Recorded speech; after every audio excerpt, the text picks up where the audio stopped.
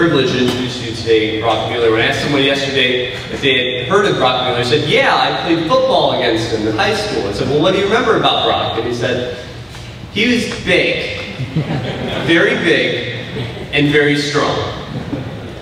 And I think that you're going to agree after hearing his story today that that is true, not just about his stature, but about Brock's heart as well. I invite you to welcome to the stage a living witness of the hope that we can find when we put our strength in God, Mr. Brock Mueller.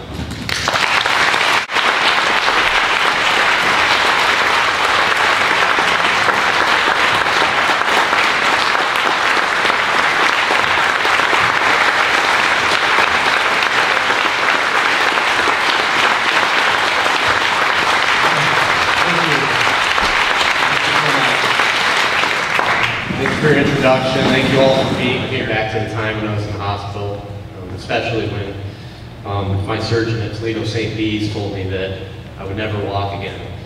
I was in an 8.5-hour surgery, and even when I went under, I didn't know why I couldn't feel my legs, and didn't know what had happened or what was going to happen, but when I came to and she had told me that, she also included in that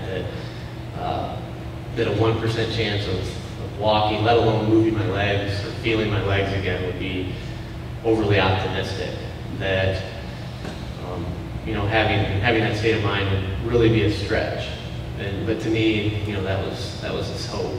And to me, my hope is always in those answers that God knows that I don't understand. Even those answers that God shares with me, but maybe I don't agree with or don't want to accept.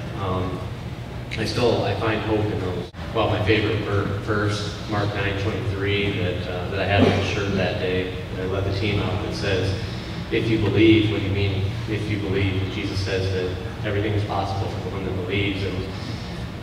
And I often think the next verse that comes after that the man says, "I do believe, but help me with my unbelief," because that's so often my prayer to God is that I have these doubts and these fears.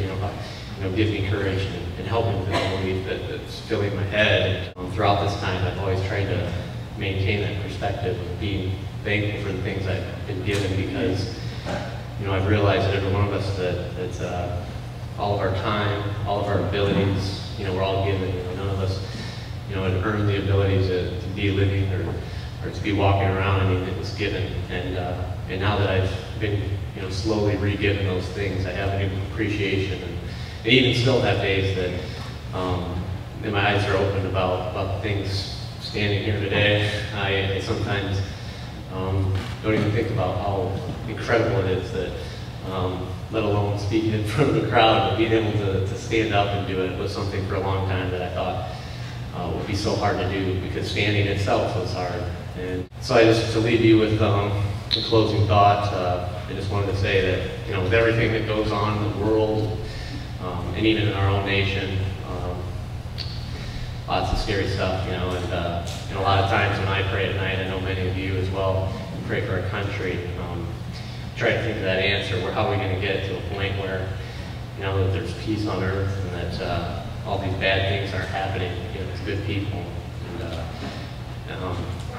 it's something that I can't figure out in my head. If I was given the power to, control everything, I couldn't create a scenario that would create that. But again, that's, when I try to think of the answer, rather than trying to create it myself, I just remember that God's in control, and that, the Prince of Peace, that Jesus, has that answer. And I just pray every day that we just focus on that and move forward towards that.